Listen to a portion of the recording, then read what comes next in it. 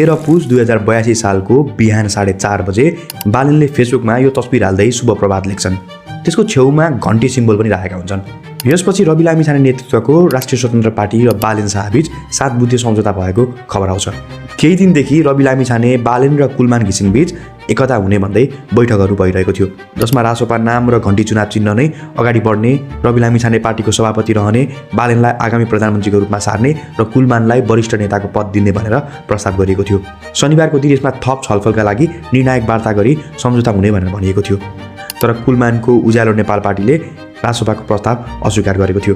यसैपछि मध्यरातमा रासोपा र बालेनबीच बृहत एकता सम्बन्धी 7 बुँदे सम्झौता भएको र यो स्क्रिनमा देखिरहनु भएको सम्झौता त्यही हो। यो सम्झौतामा भएको मुख्य कुरा भनेको चाहिँ एकतापछि पनि राष्ट्रिय स्वतन्त्र पार्टीकै नाम, झण्डा र चुनाव चिन्हलाई निरन्तरता दिने कुरा छ। अर्को भनेको दलको केन्द्रीय सभापति रवि लामिछाने नै रहने अनि आगामी प्रतिनिधि सभाको निर्वाचनपछि संसदीय दलको नेता तथा भावी प्रधानमन्त्रीको रूपमा बालेन्द्र शाह अर्थात् बालेन हुने भनिएको छ। मतलब यदि रासोपाले आगामी निर्वाचनमा बहुमत ल्याउँछ वा सरकार बनाउने हैसियत बनाउँछ भने बालेन्द्र शाह प्रधानमन्त्री बन्नेछन्।